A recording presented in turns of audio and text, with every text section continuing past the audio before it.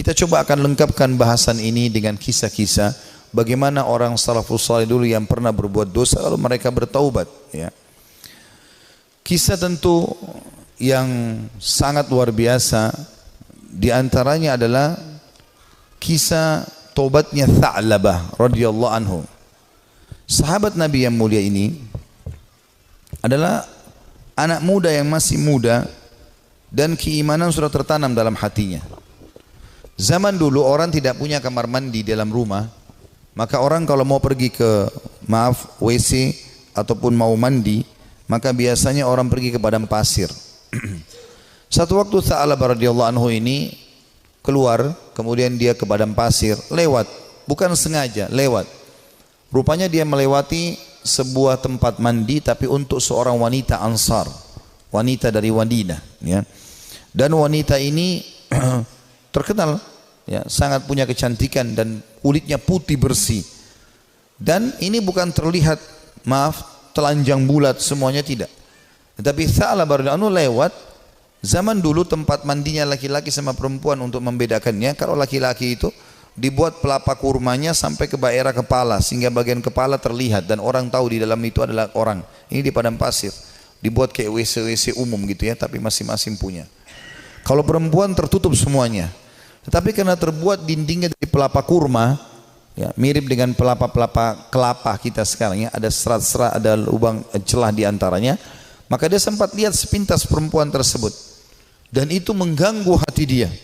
Begitu melihat langsung terganggu hatinya, padahal dia tidak niat untuk sengaja mengintip orang mandi.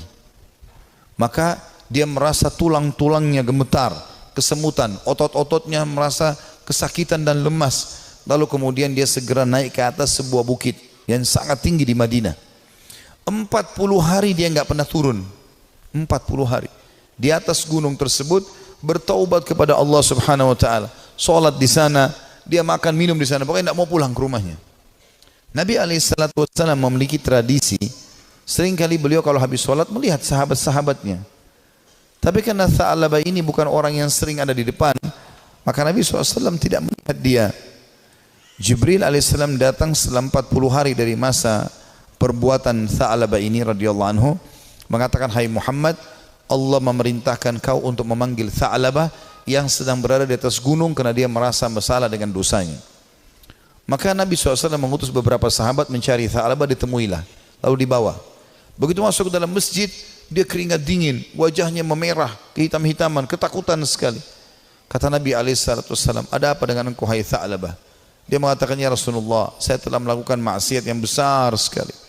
Kata Nabi SAW, rahmatnya Allah lebih luas. Ya, kemudian waktu itu diiqamahkan salat,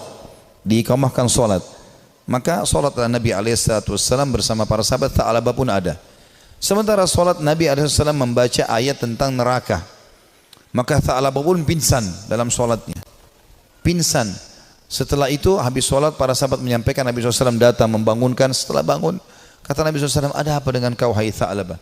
Ya Rasulullah, saya melakukan dosa yang sangat besar bagi saya. Selama 40 hari saya merasa terus dihantui dengan ketakutan atau diselimuti dengan ketakutan ini. Merasa luar biasa, ya. Masalah saya melihat wanita tidak sengaja yang lagi mandi. Maka dia pun berkata, Nabi SAW mengatakan, rahmat Allah luas, mohon ampunlah. Dia mengatakan, ya Rasulullah, tapi hati saya masih betul-betul terganggu dengan ini, ya.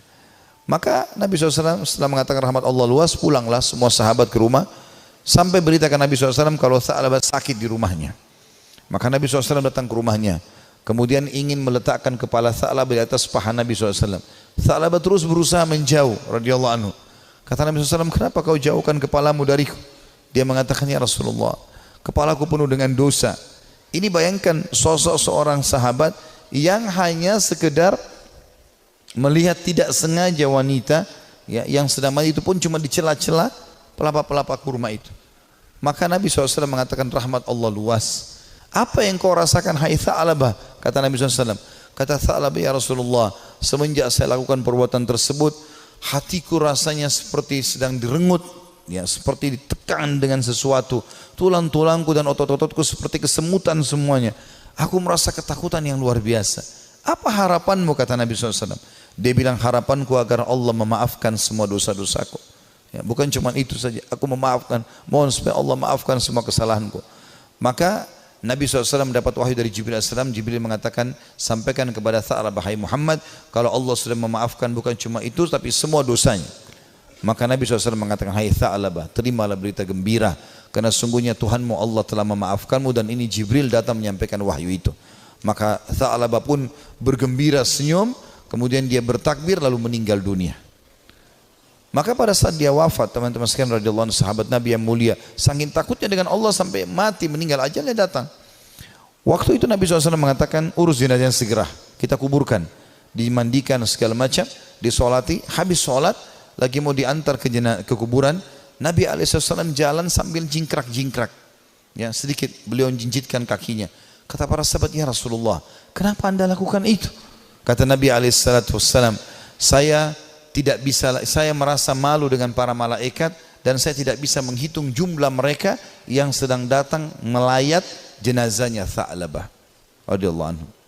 Sahabat Nabi yang mulia memberikan pelajaran kepada kita bagaimana mereka bertaubat kepada Allah Subhanahu wa ta'ala.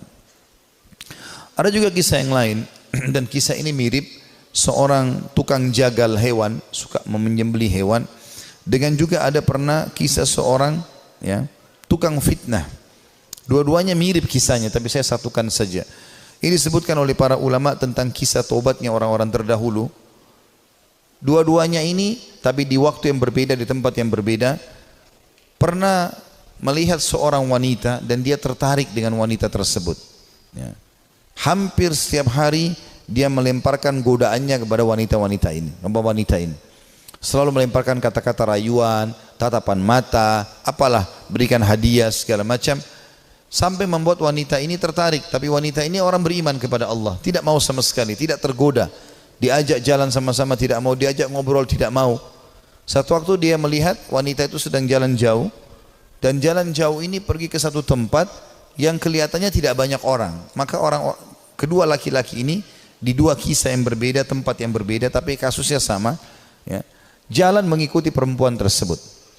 Begitu tiba di tempat yang sangat jauh, dia pun langsung menghadang wanita tersebut, mengatakan, saya jauh-jauh mengikuti kamu karena saya sangat menyukaimu, gitu kan.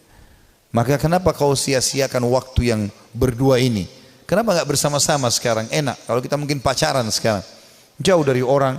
Kalau kau takut selama ini dengan orang, sekarang jauh dari orang.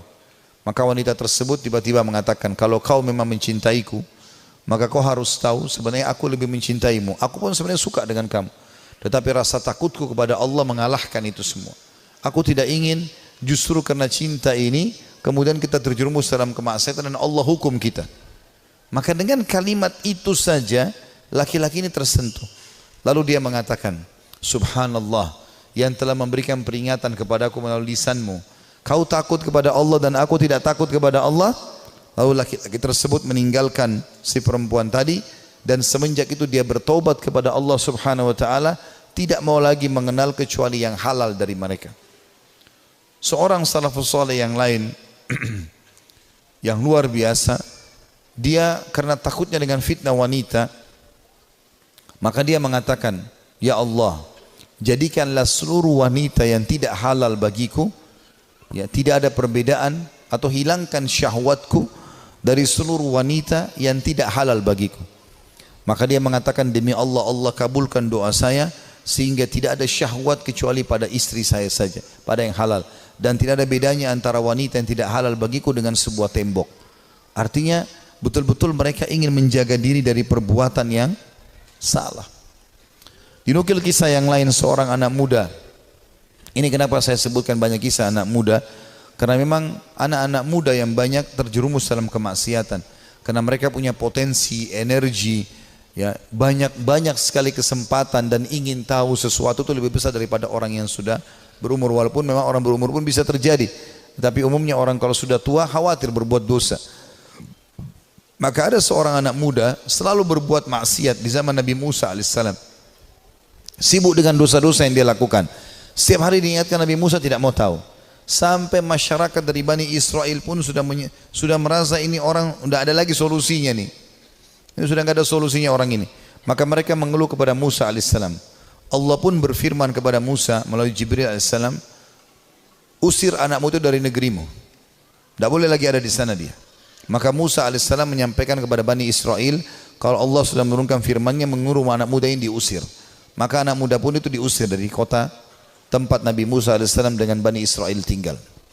Terus saja dia jalan sampai tiba di sebuah padang pasir yang luas. Kemudian dia merasa dirinya sakit, lemah, terpukul karena jauh dari orang-orang. Maka dia pun lalu berkata, ya Allah, jangan engkau haramkan aku dari rahmat-Mu. Aku tahu aku telah berbuat dosa, tapi rahmat-Mu jauh lebih luas. Aku bertobat dan beristighfar kepadamu dari seluruh dosaku ya Allah. Maka maafkanlah aku. Terus dia ucapkan permohonan maafnya kepada Allah sampai 3 hari berturut-turut. Setelah itu dia meninggal dunia, si anak muda ini. Setelah dia meninggal dunia sendirian di padang pasir itu dengan kondisi menyesali kesalahannya. Maka dia pun Musa pun alaihissalam didatangi oleh Jibril. Jibril mengatakan, hai Musa, Tuhanmu Allah memberikan perintah kepadamu agar engkau keluar ke padang pasir ini dan itu disebutkan cirinya. Di sana ada satu wali Allah yang Allah suruh kau mengurus jenazahnya. Maka Musa alaihissalam pun keluar ke padang pasir yang ditunjukkan.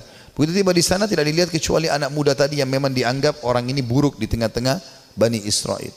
Maka pada saat itu pun Musa alaihissalam mengatakan, ya, Jibril alaihissalam mengatakan kepada Musa, sesungguhnya orang ini telah bertobat selama berapa hari? 3-4 hari meninggalkan negerimu dan Allah terima taubatnya. Maka Musa alaihissalam pun mengurus jenazahnya kemudian menguburkan dia.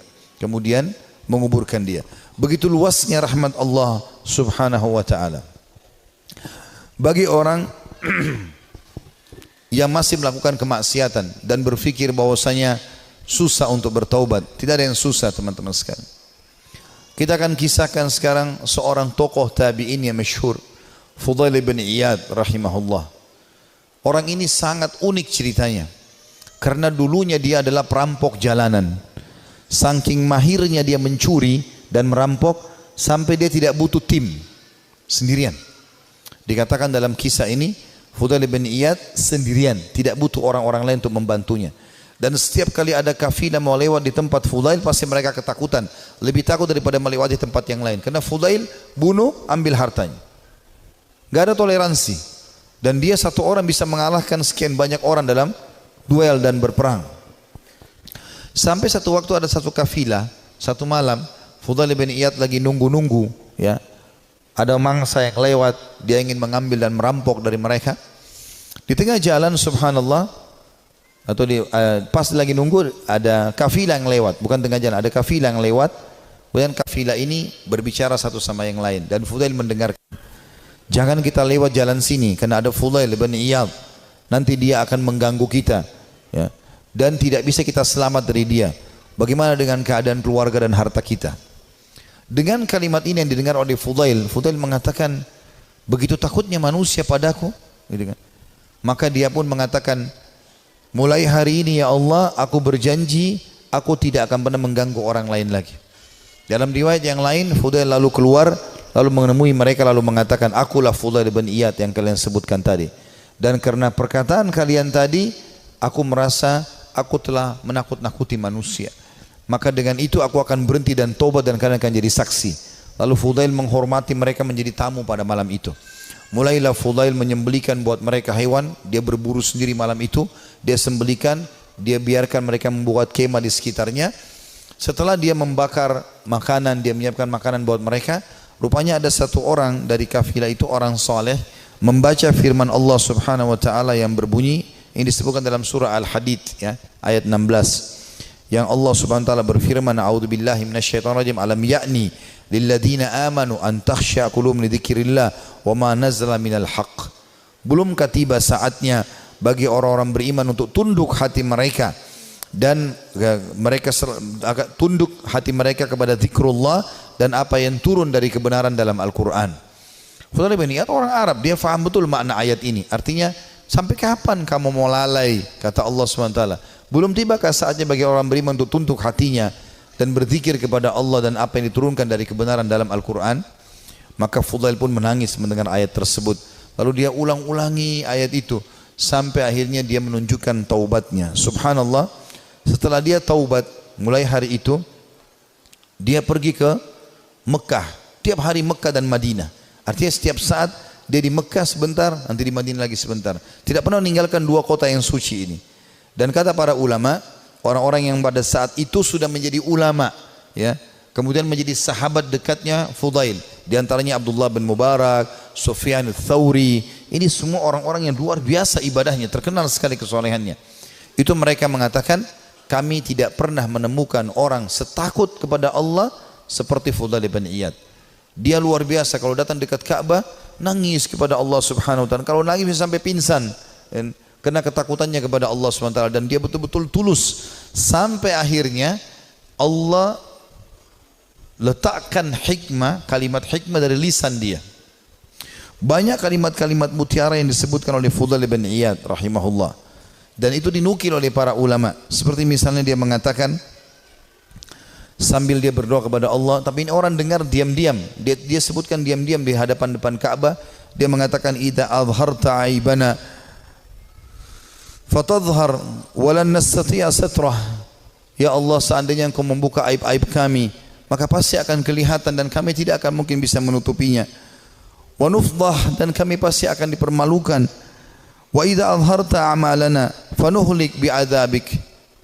Dan kalau seandainya Engkau memperlihatkan amal-amal kami, akhirnya orang jadi puji-puji kami, maka kami akan binasa dan kami akan kena hukuman-Mu.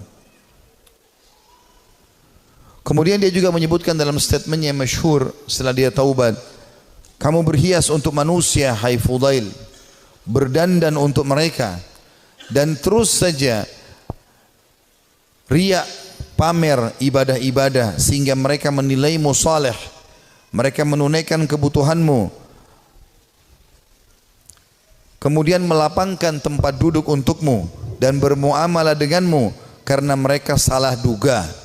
Kamu buruk bila demikian adanya. Artinya orang-orang akan menilai kau seakan-akan kau itu orang soleh, padahal sebenarnya tidak, ya. Dia terus menasihati dirinya agar jangan sampai dia lalai. Ibnu Mubarak berkata, Abdullah bin Mubarak setelah melihat ibadahnya Fudail bin Iyad yang tadinya penjahat besar, perampok jalanan, suka membunuh dan merampas harta orang, sesungguhnya Fudail merupakan bukti kebenaran kekuasaan Allah Azza wa Jal yang dimuncul dengan Allah atau Allah memunculkan hikmah melalui lisannya. Dia termasuk manusia yang dikaruniai manfaat dari amal-amalnya. Disebutkan dalam Syiar Alam Nubala di jilid 8 halaman 425. Artinya ini bukti nyata tanda-tanda kebesaran Allah. Tadinya penjahat besar, pembunuh, lalu dia taubat nasuha. Dia tinggalkan semua kesalahannya. Allah tidak mau tahu masa lalu orang, tapi Allah Subhanahu wa taala menilai sekarang ke depan. Fudail berkata kepada seseorang yang bertanya, bagaimana caranya supaya bisa menjadi takut kepada Allah sebagaimana Anda ini takut? Ya, Anda bisa taubat seperti ini, luar biasa. Kata dia, kosongkan hatimu untuk sedih dan takut sampai keduanya dapat bersarang. Apabila keduanya bersarang di hatimu, maka keduanya akan membentengimu dari melakukan maksiat dan menjauhkan dirimu dari api neraka. Disebutkan juga dalam Syiar Alam Nubala jilid 8 halaman 438. Artinya dia mengatakan, yang membuat saya seperti ini, saya sengaja menanamkan rasa takut saya kepada Allah. Saya mempelajari tentang kemahabesarannya Allah Subhanahu wa taala sebagai pencipta, beratnya siksaannya kalau melanggar terus-menerus, ya. Kemudian saya biarkan tersarang dalam hati saya, maka akhirnya itu membentengi saya dari kemaksiatan. Dia juga berkata, sedih karena Allah di dunia menghilangkan keresahan di akhirat, dan terlalu gembira di dunia menghilangkan manisnya ibadah. Nah, artinya dia mengatakan sedih karena Allah di dunia, maksudnya merasa rindu dengan surga, takut dengan dosa, menghilangkan keresahan di akhirat. Tidak akan mungkin bersatu antara dua kesedihan, gitu kan. Dan terlalu gembira dengan dunia, tidak pernah ada cobaannya misalnya, tapi walaupun tidak mungkin ya, pasti manusia akan diuji oleh Allah SWT supaya dia tidak terlalu bergantung pada dunia ini. Dan terlalu gembira dengan dunia berlebih-lebihan sampai terbahak-bahak, sampai luar biasa merasa hidupnya harus selalu kegembiraan, padahal itu juga tidak mungkin terjadi, maka akan membuat ya, atau menghilangkan manisnya ibadah. Dia juga menasihati dirinya setelah dia taubat, mengatakan, wahai jiwa, kasihan kamu ini, kau selalu berbuat buruk, namun kau mengira dan merasa dirimu baik. Kamu tidak tahu tetapi merasa selevel dengan ulama. Kamu kikir, tapi kamu merasa dirimu dermawan. Kamu bodoh, tapi kamu merasa pintar dan cerdas. Ajalmu pendek, tapi angan-anganmu sangat panjang. Ya, ini kalimat-kalimat mutiara yang luar biasa. Rupanya setelah dia bertaubat kepada Allah Subhanahu wa taala, Allah berikan kalimat-kalimat ini kepadanya, ya. Dia mengatakan, saya ulangi, wahai jiwa, kasihan kamu. Kau berbuat buruk, namun kau mengira dirimu berbuat baik. Artinya, amal-amal yang kau kerjakan ini masih kurang. Tapi kenapa kau selalu merasa bangga? Ini dia nasihati dirinya sendiri. Karena ada orang kadang-kadang begitu, dikuasai oleh syaitan, dia merasa bangga. Saya sudah haji sekian kali, saya sudah pernah bersedekah ini dan itu, saya pernah bangun masjid satu masjid itu terus yang dibahas. Apa saja semuanya dibanggakan. Maka dia menasihati dirinya supaya dia terus termotivasi mau ibadah. Dia mengatakan, wahai jiwa, kasihan kamu. Kau sebenarnya berbuat buruk masih sedikit, tapi kau pikir dirimu sudah berbuat banyak. Kau tidak tahu, ya, tapi kau menganggap dirimu selevel dengan ulama. Ini juga banyak jadi penyakit di dalam tengah-tengah penuntut ilmu. Baru belajar setahun 2 tahun sudah merasa dirinya luar biasa. Akhirnya sudah mulai membicara tentang ulama ini, tentang ulama itu. Habis waktunya untuk itu. Maka semestinya seseorang menyadari kalau dia baru belajar, ya sudah dia belajar. Sebagaimana dikatakan oleh Fudail di sini rahimahullah. Beliau mengatakan, kau tidak tahu tapi kau merasa dirimu selevel dengan ulama. Yang ketiga dia bilang bahwa dirinya, kamu kikir tapi kau merasa dirimu dermawan. Ya, artinya berapa banyak sih yang kau sudah sedekahin sehingga kau selalu banggakan, hai Fudail? Padahal sebenarnya kau bakhil. Sedikit sekali yang kau keluarkan dibandingkan nikmat Allah yang melimpah kepadamu. Ini juga, ya, tamparan yang sangat keras bagi orang yang tadi baru sedekah sekali, 2 kali, 3 kali dalam 1 bulan, dalam 1 tahun, bahkan mungkin 10 tahun sekali, atau mungkin seumur hidup baru melakukan 1 kebaikan itu. Tadi misalnya membangun sebuah masjid atau 1 kegiatan, sudah dibangga-banggakan. Ya. Kemudian dia mengatakan yang keempat, kau bodoh tapi merasa dirimu pintar dan cerdas. Ada orang juga ini kena penyakit ini, ya. Begitu dia sudah belajar agama, dia sudah mulai faham sedikit ayat, hadis, maka dia rasa dirinya tidak perlu belajar lagi. Ini keliru. Kita harus menuntut ilmu sampai menjelang meninggal dunia. Dan beliau mengatakan, ajalmu pendek tapi angan-anganmu sangat panjang. Artinya banyak angan-angan yang kau bangun tapi sebenarnya semuanya itu mengganggu hidupmu. Juga dia berkata, Fudail rahimahullah, manusia paling berdusta adalah mereka yang mengulangi perbuatan dosa yang pernah dilakukannya. Manusia yang paling dusta adalah manusia yang mengulangi apa yang pernah dia lakukan dulu. Ya. Manusia yang paling bodoh, jadi kalau dia pernah buat dosa dia ulangi lagi, berarti dia manusia paling dusta. Karena dia sudah tahu salah tapi kenapa dia lakukan. Lalu dia mengatakan manusia paling bodoh adalah manusia yang memperlihatkan amal kebaikannya. Kalau ada manusia yang model dia paling bodoh adalah orang yang suka pamer-pamer amalnya. Ya, saya ini lakukan, saya sudah haji sekian kali, saya sudah bangun masjid ini dan itu, saya sudah begini dan begitu. Dia banggakan amalnya. Itu manusia yang paling bodoh. Karena hilang semua pahalanya dengan dia riya. Lalu dia mengatakan manusia yang paling dekat dengan Allah, yang paling takut kepadanya.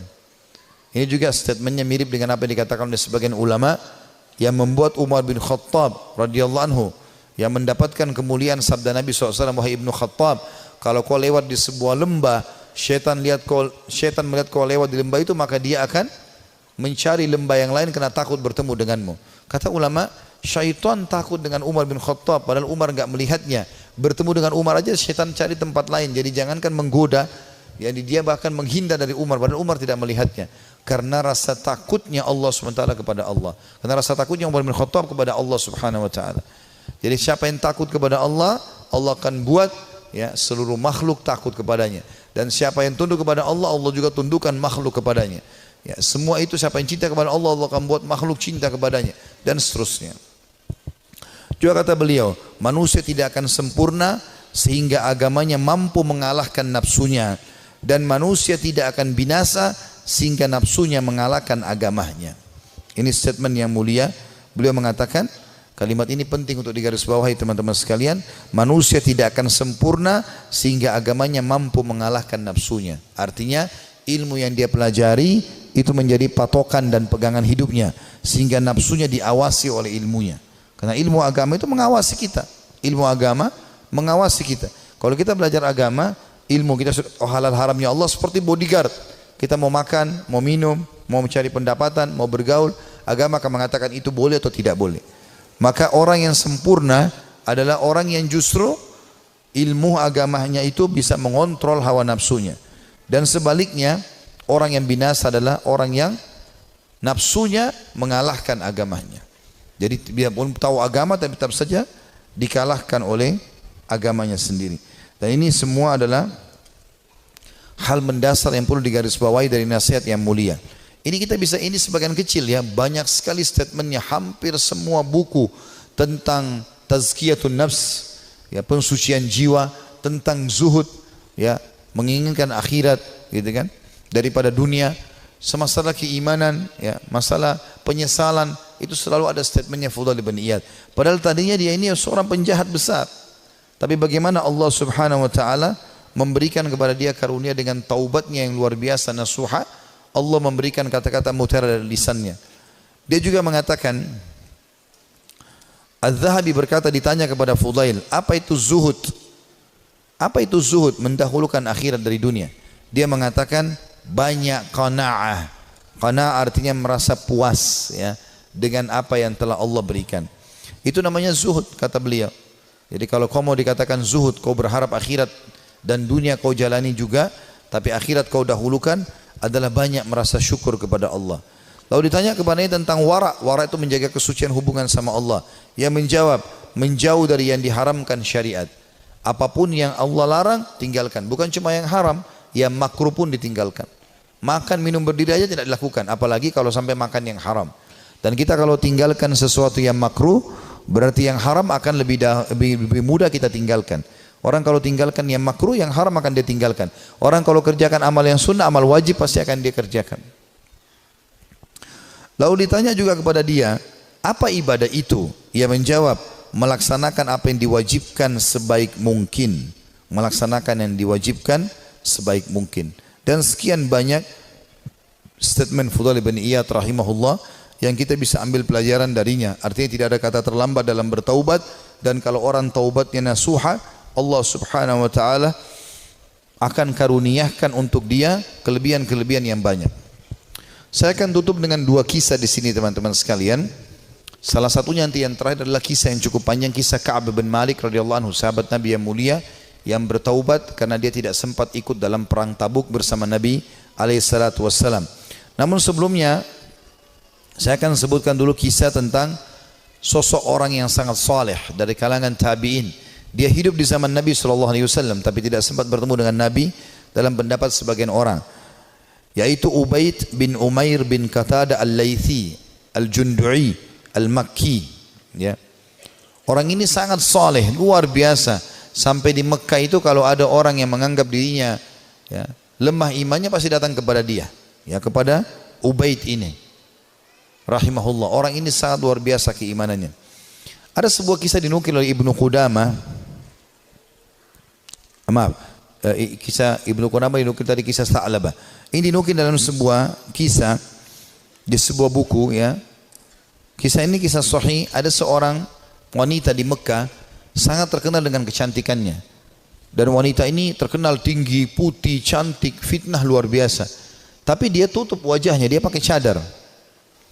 Dia bilang sama suaminya, satu hari dia bicara sama suaminya. Dia mengatakan, wahai suamiku, kira-kira apakah ada orang yang bisa selamat dari fitnah wajahku ini? Artinya dia coba menyebutkan sama suaminya. Kata suaminya, tentu saja ada, ya, walaupun kau cantik, tapi akan ada orang yang bisa tidak kena fitnahmu. Kata perempuan itu penasaran, siapakah itu? Artinya kalau saya buka wajah saya, ya, saya tidak pakai hijab ini, masih ada laki-laki yang tidak tertarik. Maka kata suaminya, Ubaid ibn Umair, seorang ulama. Maka tiba-tiba istrinya karena merasa tertantang datang kepada suaminya lalu berkata, wahai suamiku, Andes, apakah kau mengizinkan aku untuk coba menggoda Ubaid hanya untuk mengetes imannya, sekaligus juga mengetes apakah betul memang dia tidak kena dengan fitnah wajahku dan kecantikanku ini? Suaminya mengatakan, karena penasaran juga mengatakan, baik, saya izinkan. Maka wanita ini pergi ke Masjid Haram. Ini Ubaid ini punya majlis ta'lim, ya, di Masjid Haram, ulama besar. Tidak pernah sama sekali berbuat dosa dalam kisahnya, dalam kisah hidupnya. Allahu alam kalau yang dinukil dari kisah yang lain, tapi dia disebutkan orang yang sangat soleh. Kemudian datanglah wanita ini lalu mengatakan, saya punya pertanyaan Syekh. Kata dia, silahkan. Dia bilang, tapi pertanyaan ini pribadi, maka saya tidak bisa menanyakan di depan orang. Kalau bisa, saya akan meminggir dengan anda di salah satu sudut masjid ini. Karena perempuan ini terus menunjukkan kesedihannya, menangis, maka Ubaid mengatakan, baiklah, tapi tetap di depan umum, bukan berduaan-duaan khalwat. Di tiang masjid, di sebelah situ ada sekitar jemaah. Tiba-tiba wanita ini pada saat duduk depan Ubaid membuka cadarnya, dan memang terlihat kecantikan yang luar biasa. Maka Ubaid rahimahullah mengalihkan wajahnya, sambil kata Ubaid mengatakan, apa yang kau lakukan? Bukankah kau bertanya, kenapa kau membuka cadarmu? Dia mengatakan, sebenarnya wahai Syekh Ubaid, saya mencintaimu dan saya menyukaimu, maka aku datang untuk menawarkan diri. Maka Ubaid mengatakan, dan aku tinggal tunggu jawabanmu. Artinya kapan kau mau? Selesai, aku jadi milikmu, terserah kau mau apakan. Perempuan ini ingin menguji. Ubaid tidak mengenal siapa perempuan ini. Subhanallah, dia mengatakan, saya akan jawab pertanyaanmu itu kalau kau menjawab 5 pertanyaanku. Kata Ubaid rahimahullah, tapi sambil buang muka, enggak dilihat ke wajah wanita ini. Wanita tersebut menggambarkan Ubaid tidak melihat sedikit pun ke wajahku. Padahal wanita ini depan matanya dan sangat cantik. Maka kata wanita tersebut, tanyalah. Kata Ubaid rahimahullah, jadi tadi dia memang bilang waktu dalam majelis, saya punya masalah, saya mau minta nasihat. Padahal dia cuma mau berbohong wanita ini, tapi akhirnya mendapatkan nasihat yang benar. Apa kata Ubaid rahimahullah? Andai saja bertepatan pada saat sekarang malaikat maut datang ingin mencabut ruhmu, apakah kau akan menawarkan hal yang sama padaku? Kalau memang kau sedang berhadapan dengan malaikat maut? Kata wanita tersebut, tentu tidak. Pertanyaan kedua, andai saja kamu sedang berada dalam kuburan, tempat yang pasti kau akan datangi, dan kau sedang bertemu dengan Munkar dan Nakir, 2 malaikat akan bertanya di kuburan, dan kau sedang ditanya untuk selamat ke surga atau neraka, apakah kau juga akan berpikir tetap akan menawarkan dirimu seperti ini? Dia mengatakan tidak. Yang ketiga, seandainya kau sedang berada bersama aku di padang mahsyar, kemudian buku-buku amal sedang berterbangan, dan kau tidak tahu apakah kau akan terima dengan tangan kanan atau tangan kiri. Tangan kanan akan selamat ke surga, tangan kiri akan masuk ke neraka. Apakah kau juga akan menawarkan dirimu seperti ini kepadaku? Dia mengatakan tidak. Yang keempat, ya, andai saja kau sedang ditimbang amalmu, dan kau tidak tahu amal baik atau amal buruk di timbangan amal hari kiamat nanti yang lebih berat, apakah kau masih mau menawarkan dirimu padaku? Dia mengatakan tidak. Lalu kemudian pertanyaan terakhir yang kelima, andai saja kau sedang diminta pertanggungjawaban oleh Allah tentang kecantikanmu ini, tentang keadaanmu, ya, kelebihan-kelebihan nikmat yang Allah berikan kepadamu ini, apakah kau juga akan mengatakan kepada Allah, aku sempat menawarkan ini kepada Ubaid? Maka dia mengatakan tidak. Maka Ubaid pun mengatakan rahimahullah, kalau gitu bertakwalah kepada Allah dan jagalah dirimu serta nikmat Allah yang ada padamu. Maka tiba-tiba perempuan tersebut menangis terisak-isak. Lalu kata Ubaid, pulanglah. Lalu Ubaid berdiri tanpa melihat sedikit pun ke wajah wanita tersebut. Setelah dia pergi, wanita itu pulang ke rumahnya. Suaminya sudah menunggunya, ingin mengetahui berita apa yang ada sebenarnya. Maka setelah dia pulang, suaminya kaget melihat matanya merah, menangis. Kata suaminya, apa yang terjadi wahai istriku? Dia mengatakan, sungguh aku akan binasa wahai suamiku. Aku tadinya niat ingin bermaksiat kepada Allah, Allah meluruskanku justru melalui Ubaid. Dan sungguh Ubaid adalah orang saleh. Dan semenjak hari itu perempuan itu tidak pernah dandan lagi sama sekali sampai ajal datang menjemputnya. Teman-teman sekalian, orang yang saleh, orang yang tulus kepada Allah Subhanahu wa taala, memang orang-orang yang justru tidak mudah tergoda. Kalau antum hanya sekedar dengan godaan sedikit mudah tergoda, itu masih orang biasa. Tapi kita harus menjadi orang yang luar biasa memang. Tidak boleh mudah tergoda. Allah Subhanahu wa taala menyebutkan tentang ahli surga di dalam firman-Nya pada saat mereka masuk ke dalam surga nantinya di hari kiamat, itu disebutkan malaikat akan masuk dari semua pintu-pintu istana mereka, dan mereka akan berkata para malaikat, salamun alaikum bima sabartum fa ni'ma uqbad dar. Selamat buat kalian, keselamatan buat kalian atas kesabaran kalian.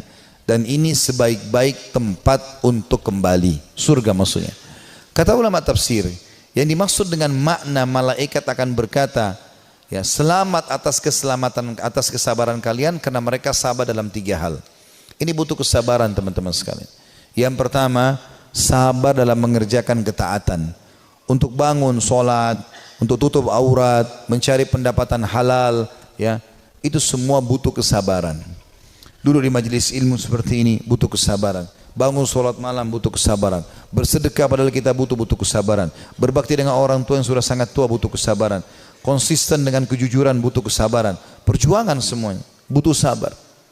Ini sebab masuk surga karena kesabaran. Yang kedua, sabar dalam menolak kemaksiatan. Jadi semua kita di sini yang hadir punya peluang berzina, punya peluang berbohong, punya peluang melakukan semua dosa. Bukankah sekarang di zaman kita fitnahnya sangat besar? Di handphone kita bisa masuk penawaran zina dengan sangat mudah.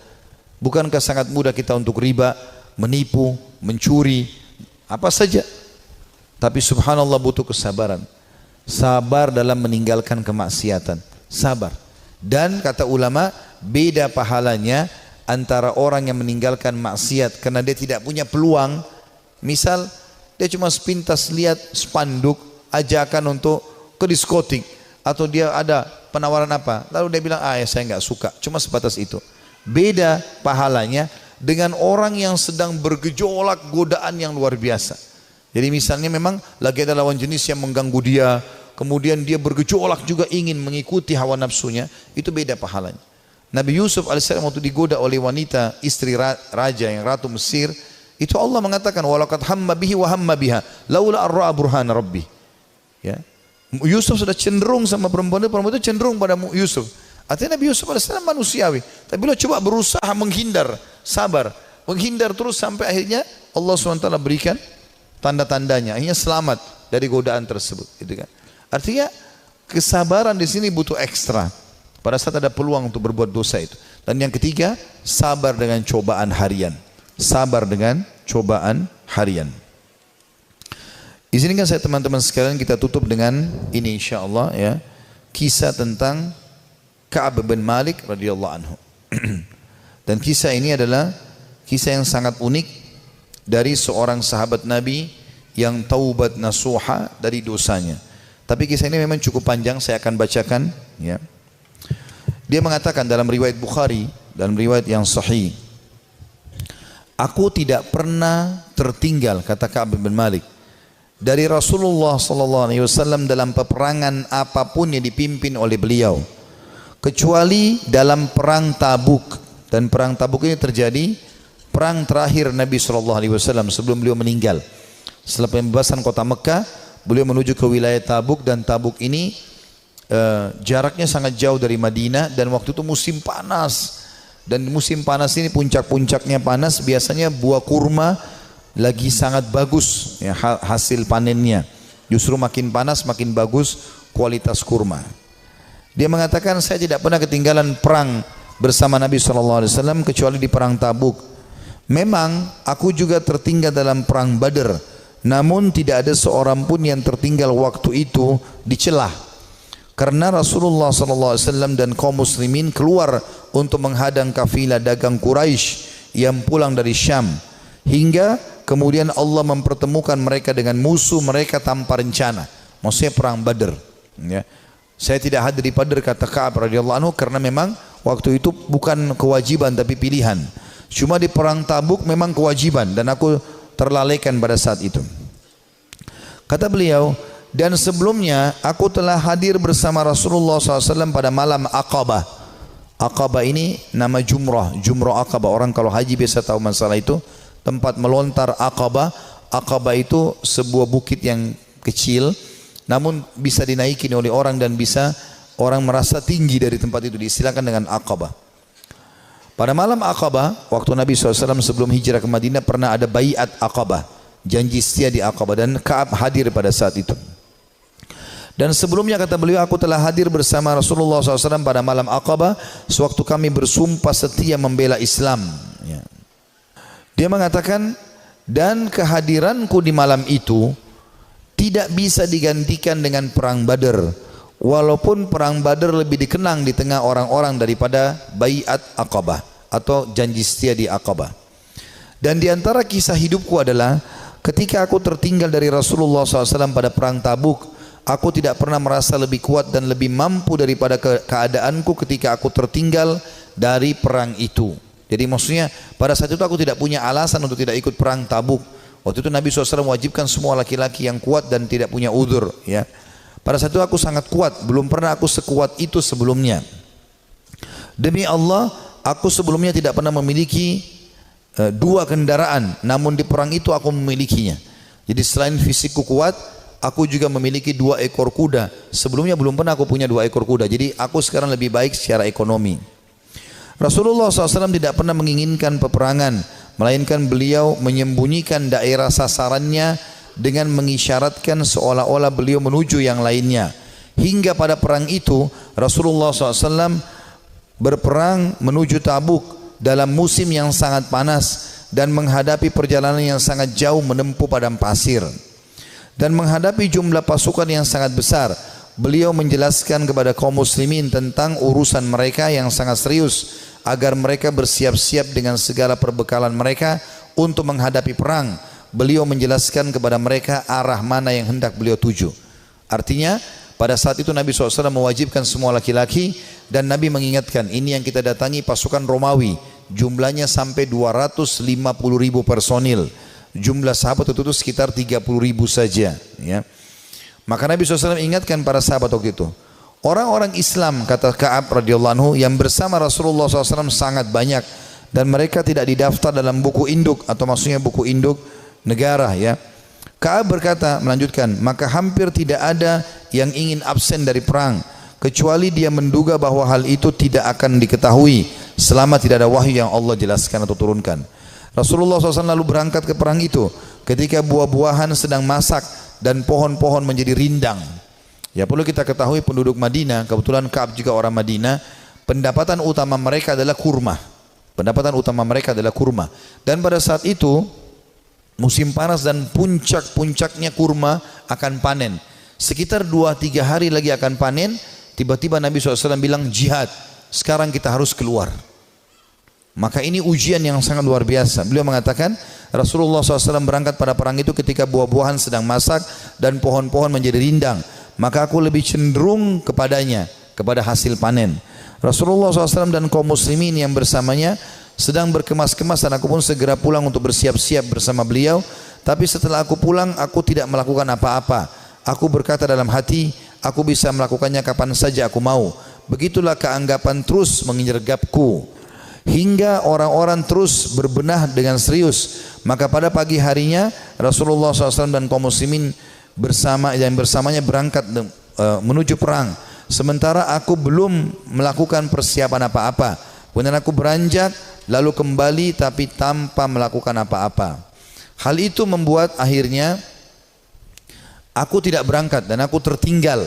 Dan aku bertekad akan menyusul mereka, ya, pada saat tiba di sore hari. Dan seandai saja aku lakukan itu, maksudnya menyesal, coba aku lakukan, ya. Namun kemudian hal tersebut tidak ditakdirkan untukku.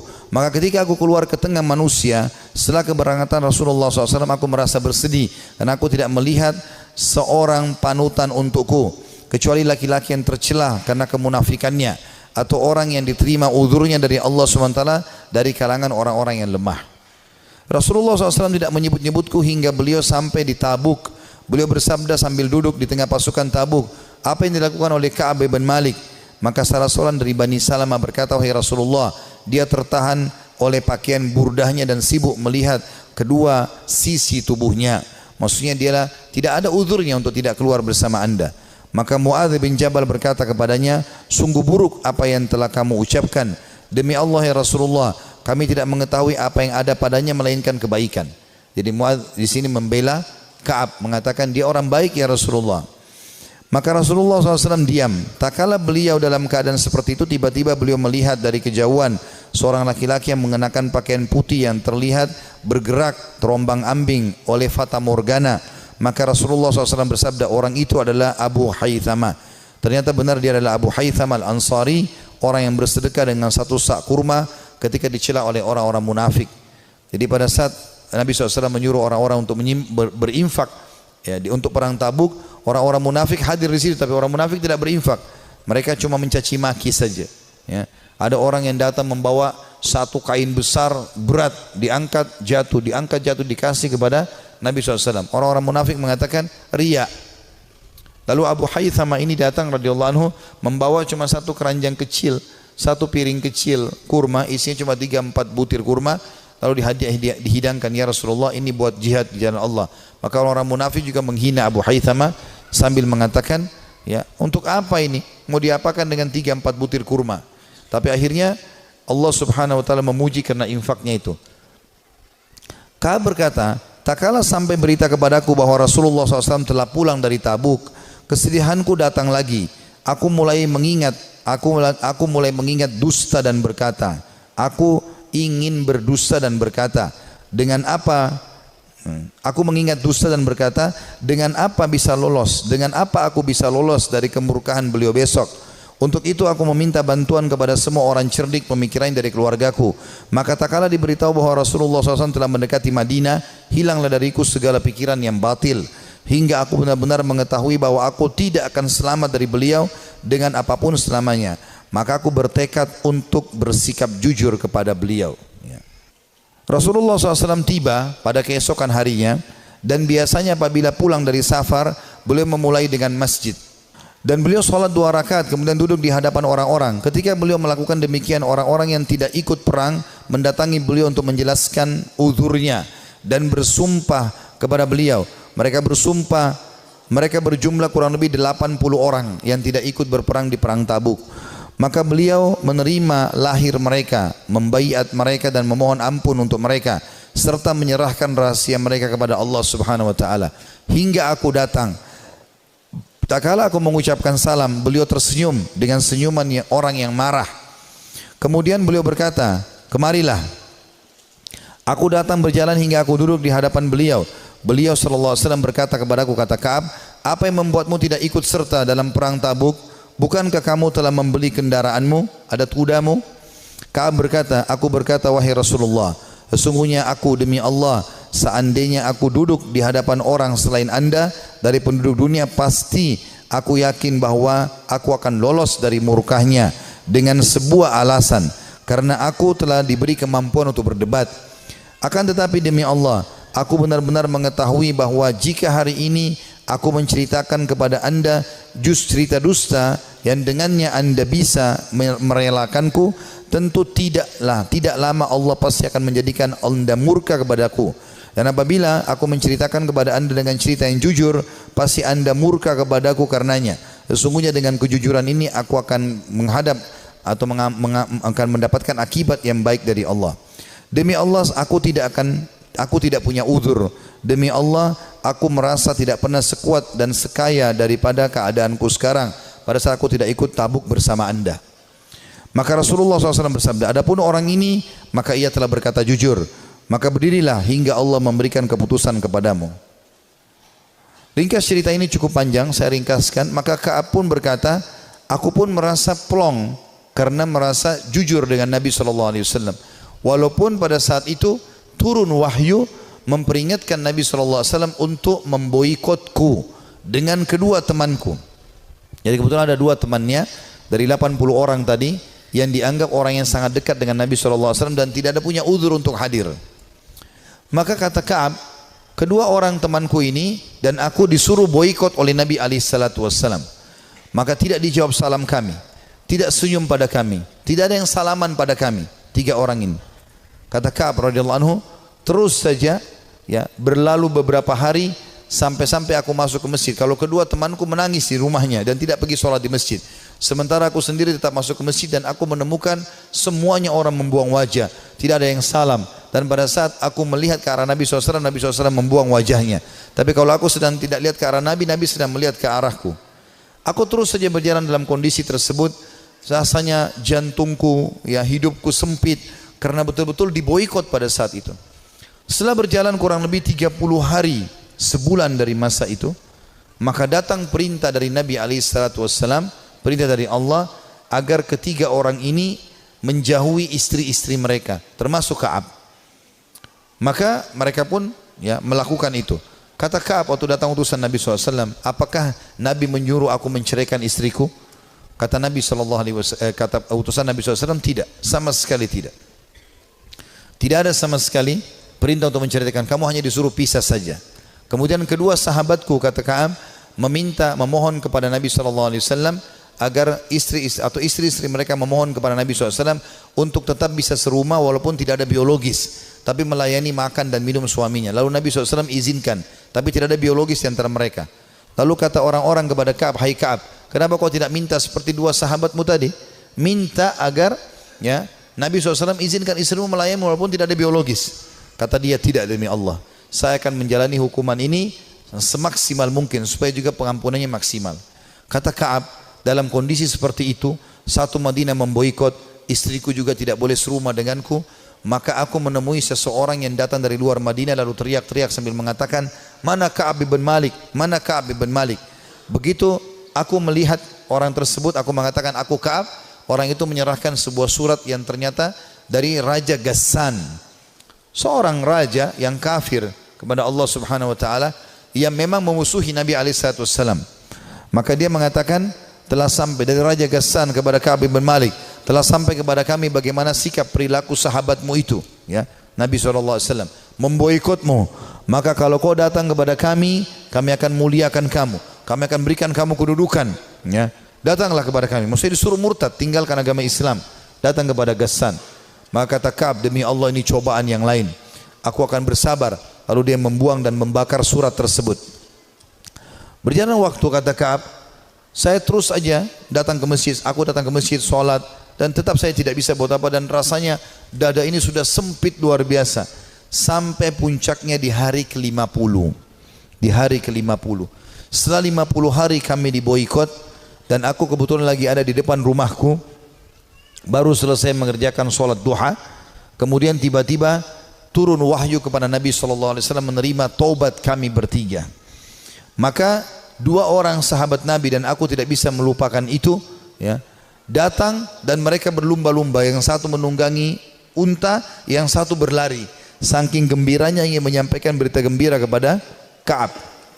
Maka dua-dua berlari, karena yang naik kuda lebih cepat, maka yang di atas yang sedang berlari pakai kaki, ya itu naik ke atas pohon kurma lalu teriak dari jauh, wahai Ka'ab, terimalah berita gembira, terimalah berita gembira.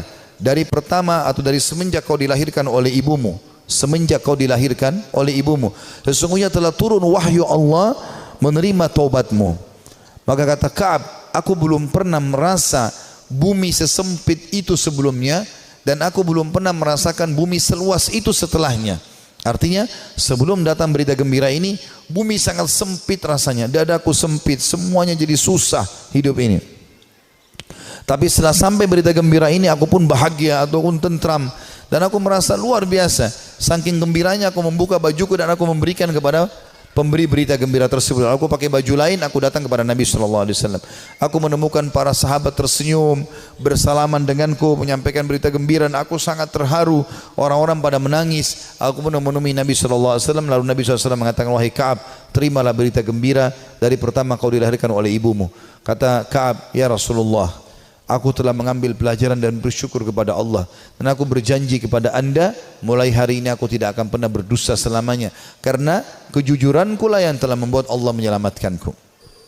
Saudaraku si iman, kisah-kisah seperti ini, walaupun ini cukup panjang tadi disampaikan, karena memang ini kisah cukup panjang di dalam riwayat Bukhari, saya meringkaskan bagaimana orang-orang salafus saleh kembali kepada Allah Subhanahu Wa Taala.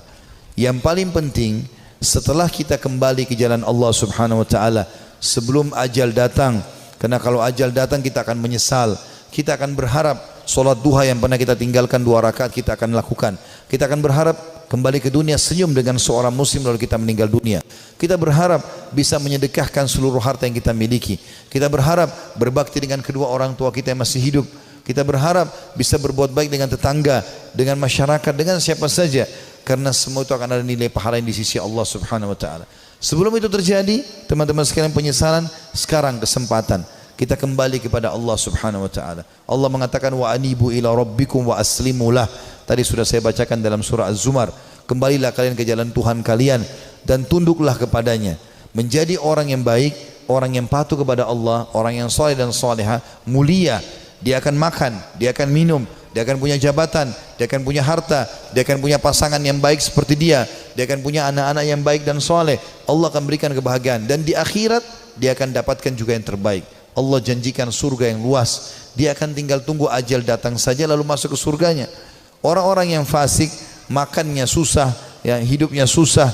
Begitu juga dengan yang lainnya. Bahkan kalaupun ada di dunia itu adalah sifatnya tadarruj, tahapan siksaan dari Allah Subhanahu wa taala. Firaun juga makan, Namrud juga makan, dan seluruh orang yang Allah binasakan juga makan, tapi malah menjadi tadarruj atau tahapan siksa buat mereka. Mereka makin lalai, akhirnya mereka meninggal dalam keadaan kufur, dan penyesalan abadi selamanya bagi Fir'aun sampai tidak ada waktunya, dan kegembiraan bagi Musa alaihissalam sampai tidak ada waktunya. Ini semua akan kekal. Allahu a'lam. Dan ini yang kita sampaikan teman-teman sekalian, mudah-mudahan bisa diambil manfaatnya. Kalau ada benar dari Allah, kalau ada salah dari saya mohon dimaafkan. Subhanakallahumma bihamdika asyhadu an la ilaha illa anta astaghfiruka wa atubu ilaik. Wassalamualaikum warahmatullahi wabarakatuh.